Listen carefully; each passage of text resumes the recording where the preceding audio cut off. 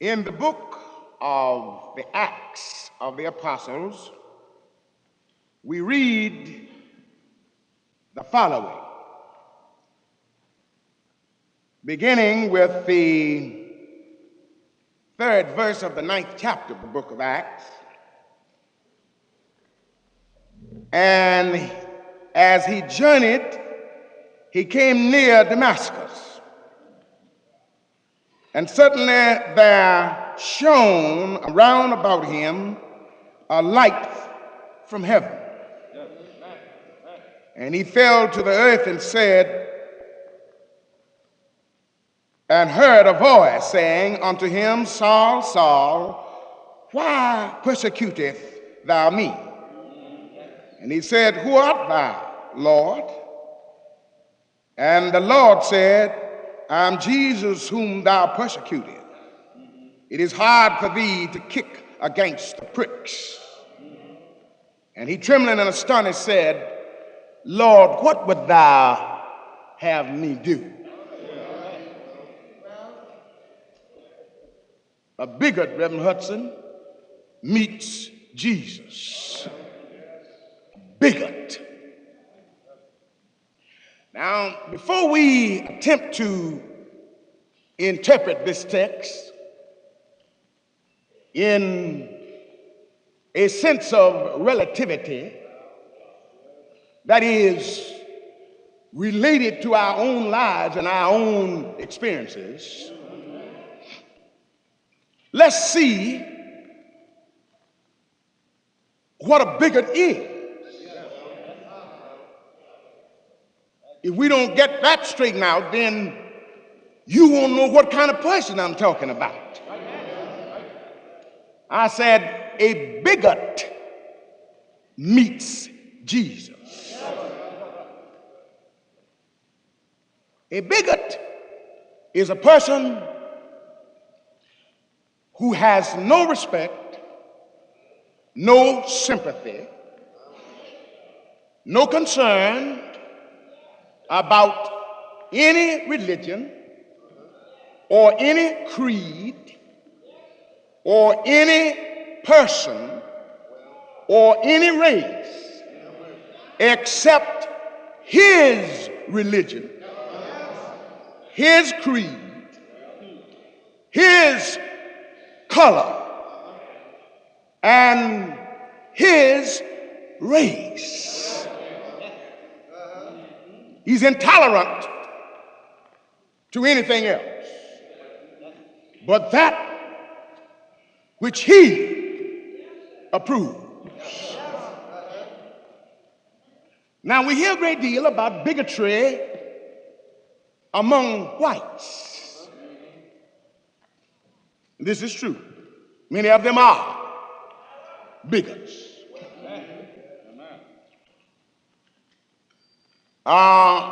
But then at the same time, we find that there are bigots among us. We find intolerance, a lack of understanding, a lack of appreciation, a lack of approval among us, except they come up to what we have decided they should come up to the standards that we have set. Such a person has a closed mind. Such a person is misguided. A person without tolerance and without open-mindedness toward other people who differ from them in race, in religion, or anything else is a bigot. If you find that kind of person among black people, white people, brown people, red people, they're bigots.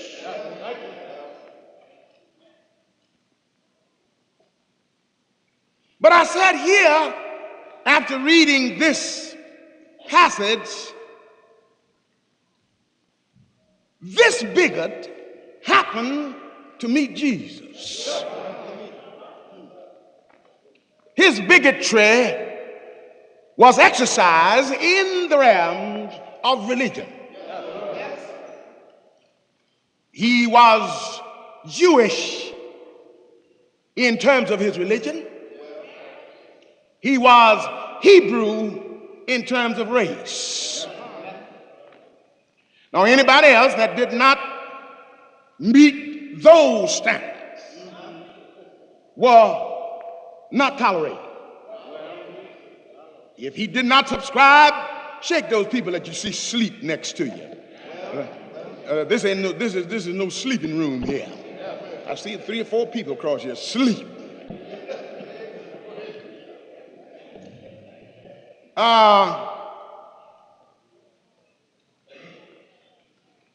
May I say that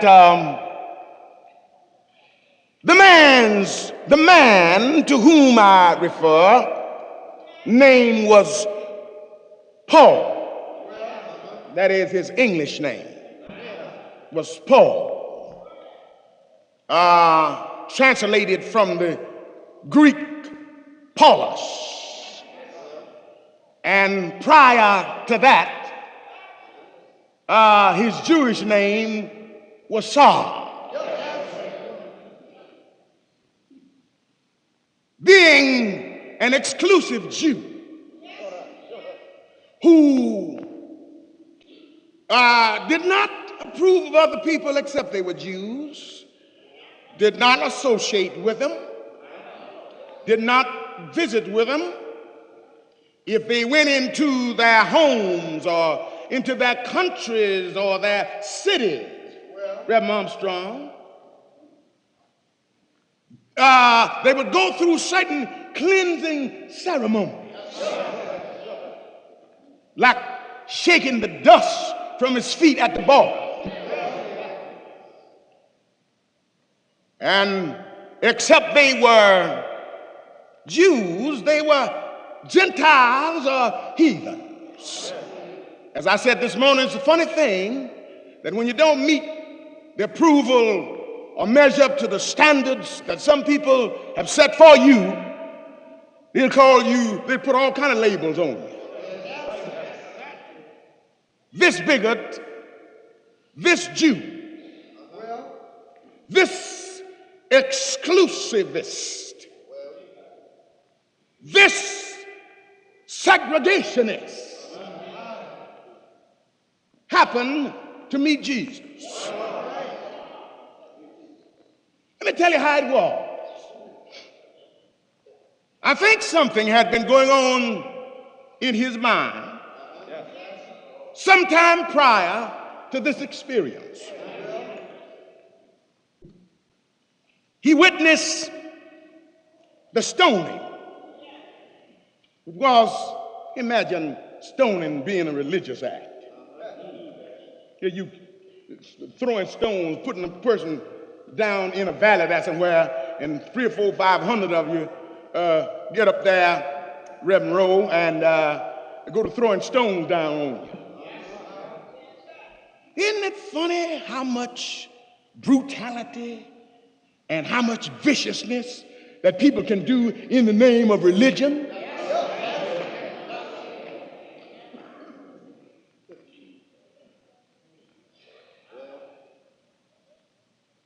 There are some people who call themselves Christians and who have decided that you were wrong because you were not a member of his church, of his religious persuasion. They can cut your throat and feel like they're doing right. They can crucify you or assassinate, so to speak, your name, your character, your reputation, and feel like they're doing right.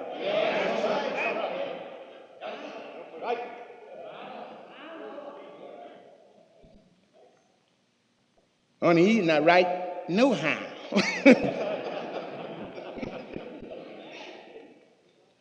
Well, you certainly not right by hurting me.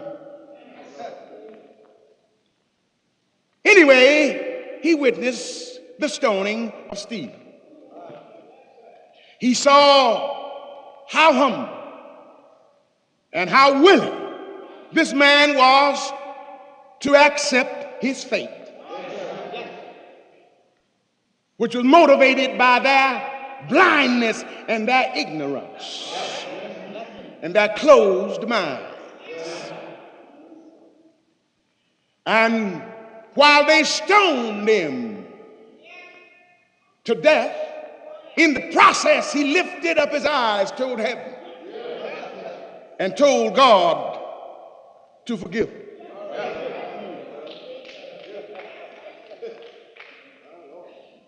This man saw on the face of that man something that he had never seen before. Stephen was stoned because he embraced a new interpretation that Jesus gave to God. And these people, the high priest and Paul and all the others, had sent out orders to find these Christian devils. As the Christians, as you know, were first known as the Galileans. And then second that, they were known as the people of the way. And at Antioch, they became known as Christians. I ain't got nobody praying with me here tonight. Listen, I said this man witnessed a unique something in the character of Stephen under a hail of stone, and death was imminent. Now he had to leave or take up stoning when he got up a little older, but he never did forget this Stephen thing.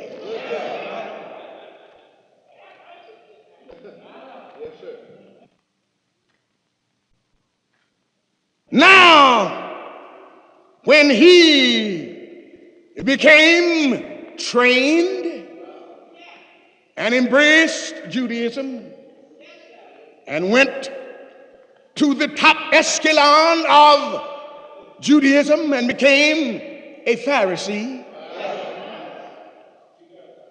he went on to carry on persecution, the persecution of Christians.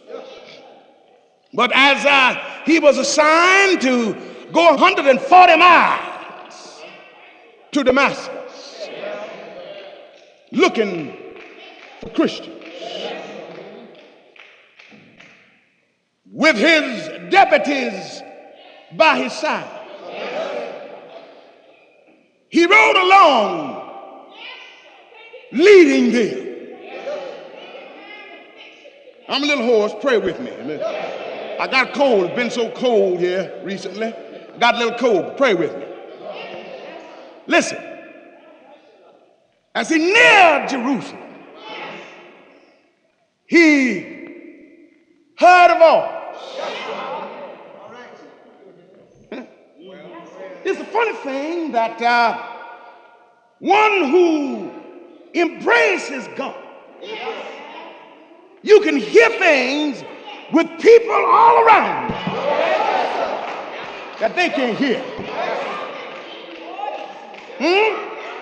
He heard a voice.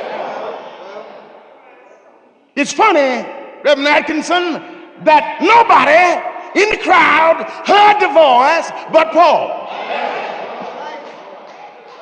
He heard a voice.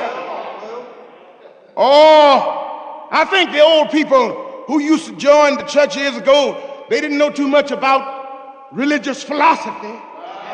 They knew very little about theology. You know, their English was not always correct, but their feeling was up to par. They claimed that they heard voices. They heard voices. No wonder the hymnologist said, I heard the voice of Jesus saying, come unto me and rest. Lie down, thy weary one, lie down, thy head upon my breast. Listen, I want to tell you that you can hear voices. You can hear voices now. You can hear voices. He speaks to me sometime right now. Sometimes when I'm in a crowd, Reverend Hinkle, sometimes when I'm alone, I hear his voice. I hear his voice.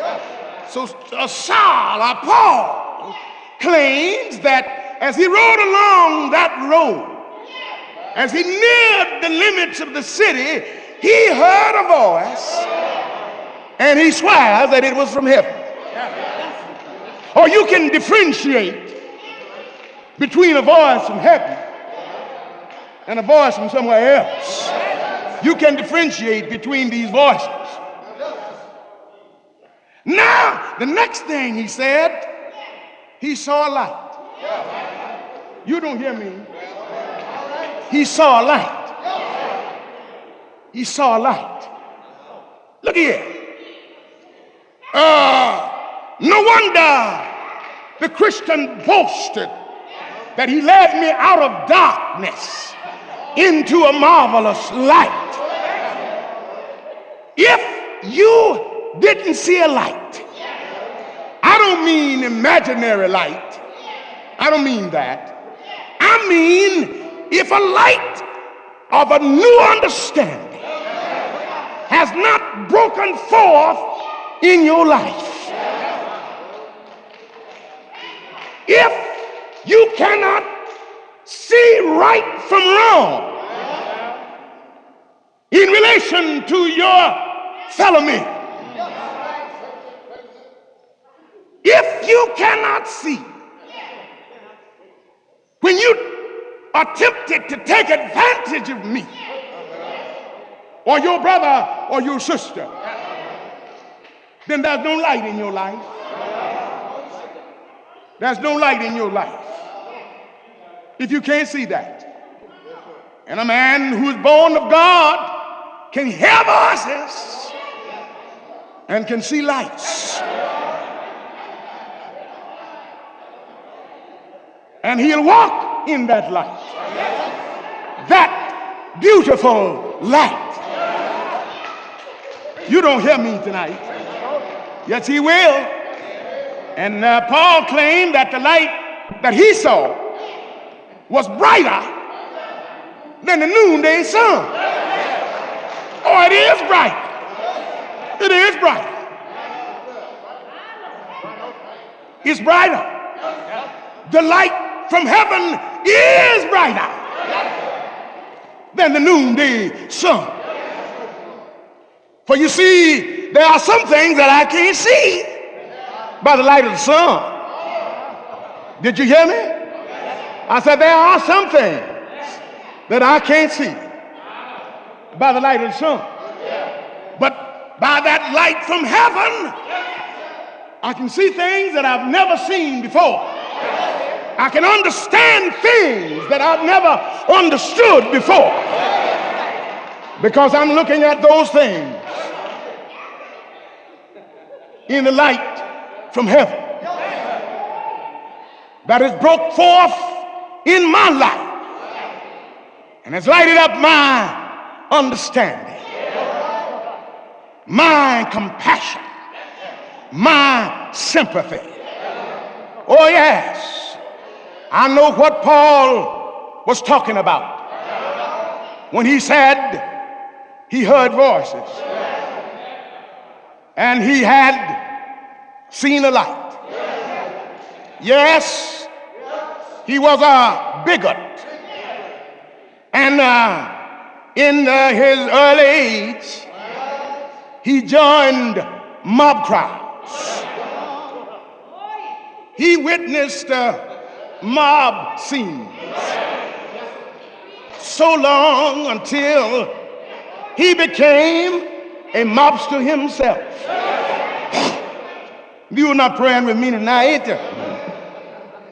You know, another man that saw a light and heard the voice tell me that at the time that he heard the voice and saw the light, that he began writing a new song. Amazing grace, how sweet it is, how sweet it sounds to saved a wretch like me. I once was lost, but now I'm found. Was blind, but now I see. Oh Lord, this man's name was John Newton. But this other mobster, this John Newton, great God, was a pirate on the high seas. He robbed ships of their cargo. He killed other sailors for selfish gain. You don't hear me, oh Lord. And I said, when a man encounters Jesus, it's a revolutionizing experience. You can't hear those voices and see the light from heaven and remain the same. You don't hear me tonight, do you? Oh Lord. And Paul said when he heard it, he was convinced that it was the voice of a superior being. He didn't know who he was, but he knew it was necessary to address him as Lord. Oh Lord, Lord, what would thou have me to do? I've never met you before, but I know you're Lord. Oh Lord, I've never encountered, I never experienced before, but I know you're Lord. Oh Lord, I know that you're a superior being, and somehow that I ought to subscribe to you, and I ought to dedicate my life to you. Oh Lord, what would thou have me do? Oh Lord, well, you know, thank God that the Lord does not take our jobs from us. Oh Lord, he said to Paul, keep on, go to the same place where you went before or where you were headed. You just go there, look for the man that you intended to destroy, and let him tell you what I would have you do. Oh Lord, you don't hear me tonight. Oh Lord, what would you have me do? Great God, I believe tonight that that's the first thing that I wanted to know when it touched my soul. That was the first thing that when that light from heaven shone on me. The one thing I wanted to know was, what would you have me do? Oh Lord, tear off my hands, tear off my feet, tear off my eyes, use them if they were yours. Oh Lord, what would you have me do?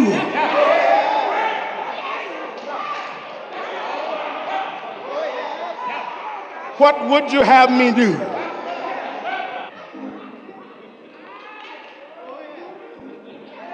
What would you have me do?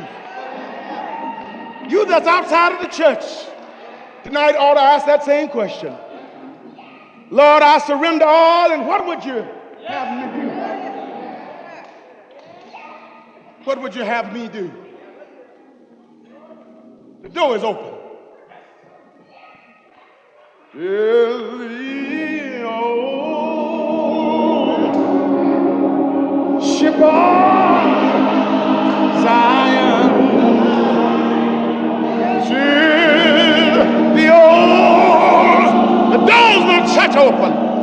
ship of Zion, tis your ship of Zion. Get on board, get on.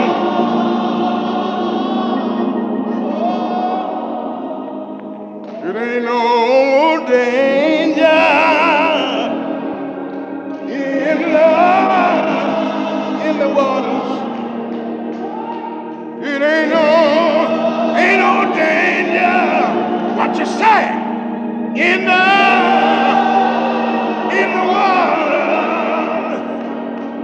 It ain't no danger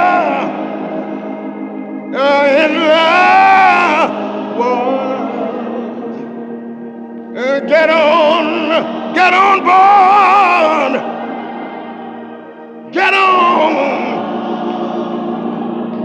Get on board. God bless you.